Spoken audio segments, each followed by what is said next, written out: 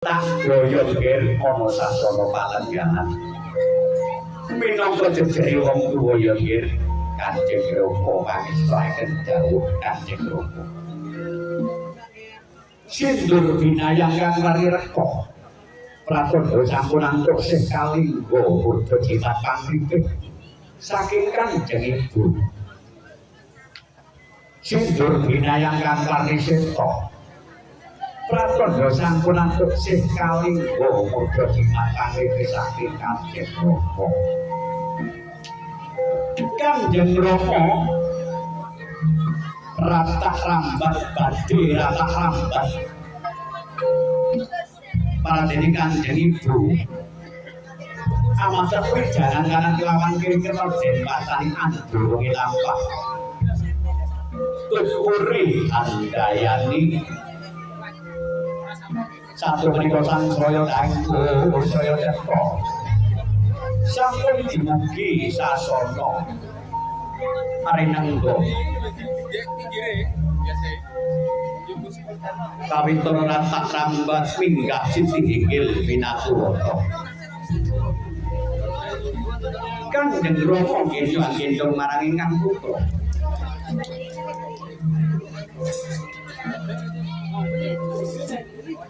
para dene Kanjeng Ibu kinege kang murwing kami kantos ingkang cinarita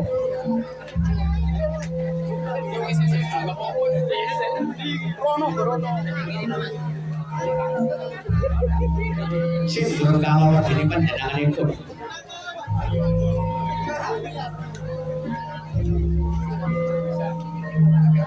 pini sepuh ingkang utama tanggap ing tasmita Kanjeng Rama lenggah saking Hampar Kencana angatane mamping adicara bapa timbang adicara paspor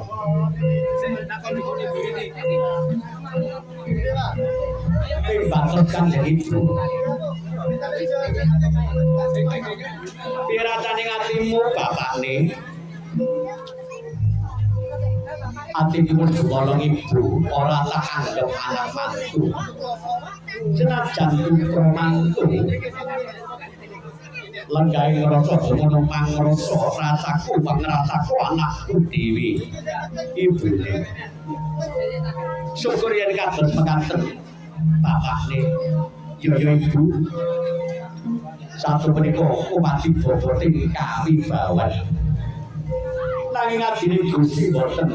banjing dewanipun marang ingkang putra dalah ingkang putri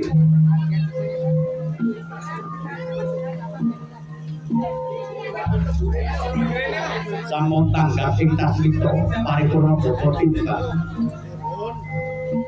Kanjeng Rama katuna matur wijangan kanan kelawan kiri kena den masani tanem jero anakku nggih anakku bagus riko wiwit dina iki nggih dina Selasa legi siramu riko tapi sudah dadi pangembating praja tegese dadi kepala keluarga ya Duli siramu kudu bisa paring pitutur kang becik pitutur kang apik marang garwamu ya nggih lan besok yen kagungan putra kang timbang cinde panoyen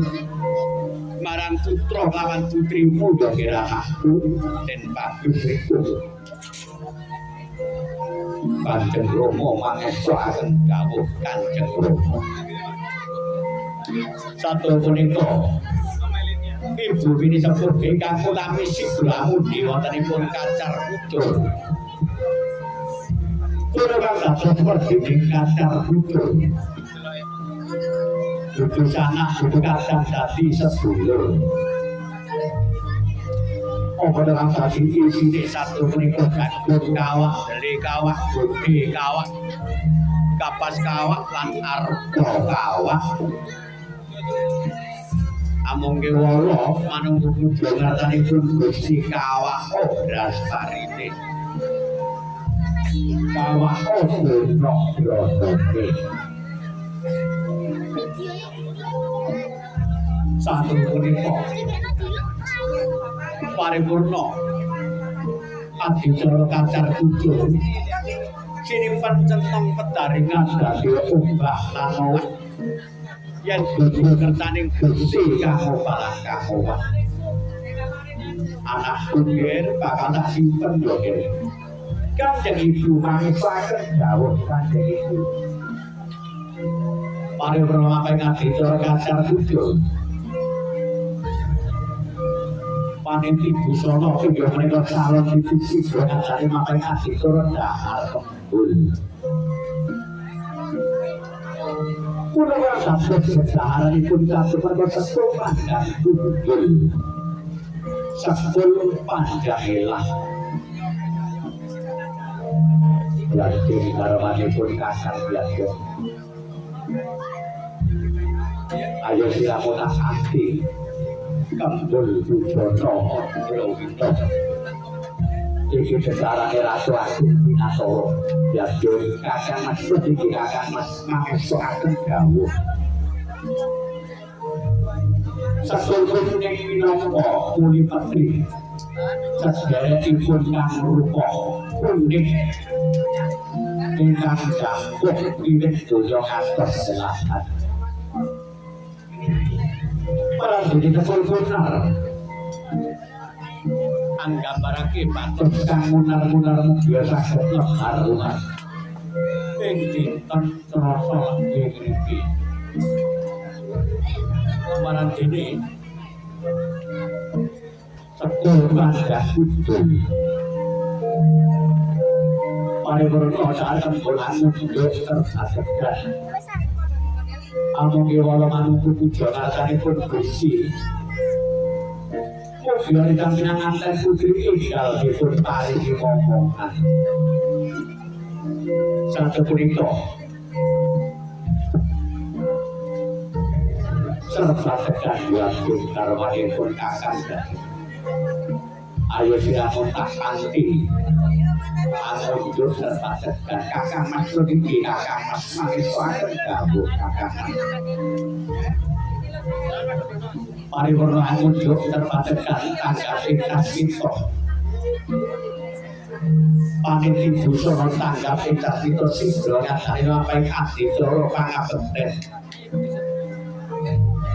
dukung kala dening panjenenganipun ingkang garwa awit datang prayogi lamun kok sowan ngartane Kanjeng Rama asikep bedaman canelo ugi kedah suwal saking anggalipun rencang pinanganten kabunda pinanganten putri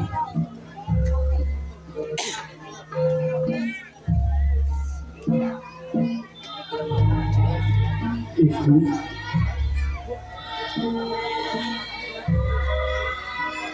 bukan impor kula bangun ing sangang wulan dosa hari tegese ibu kangge pola suwene sangang wulan kula cuman marah-marah panjenengan boten saged suwun agung ing pangkat sapa agung jaluk sepuro ya ibu awit kula lahir proses kanthi diwasa protang damel repoti kanthi ibu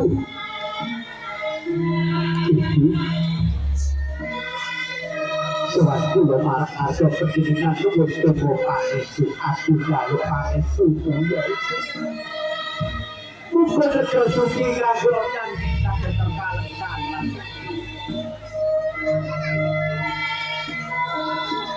anakku cekabeh ngatur ya wis tak sompong nggih Satya Semang narasane ati panyograme kang putra sasutra tumasasra wasana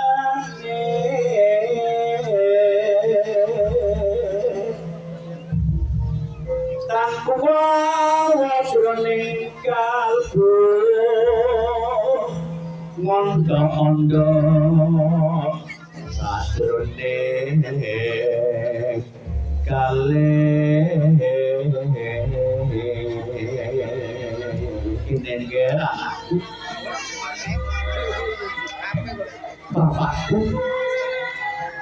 bapakku kang mikir jiwa ragaku bapakku kang kekurang gula mentah nalika aku lahir krocok bapakku kula tansah lenggono Kanjeng Rama awit kula damel repoti bapakku nalika lahir krocok bapakku kula nyuwun agung ing pangaksa kula dereng saged bales budi dhateng Kanjeng Rama nanging dinten menika kula sampun kalatruk ngapundhut lamaking permangga dilaking wong agama kula sampun omah-omah Kanjeng Rama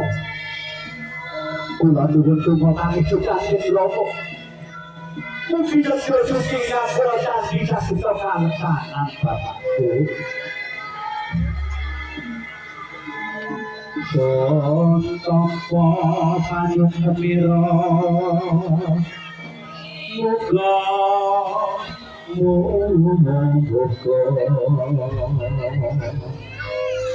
antuk berkahe Gusti anggeni roga rahaya ya nggih raden putriku sing tak kadang-kadang bisa junjung asmane wong tuwa putriku atuta rututa ya nggih marang garwamu ya nggih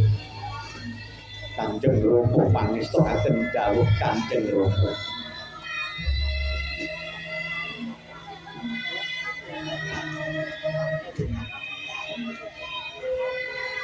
Bapak Ibu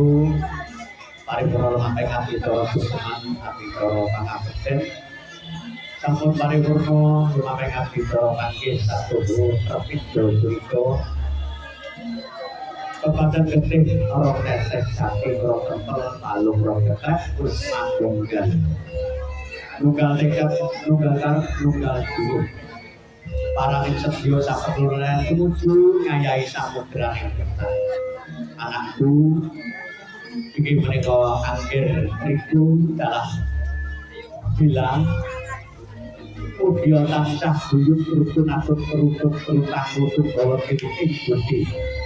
kaki kita umat binamata amok ilmu kantos kasih sawat ibu matur nuwun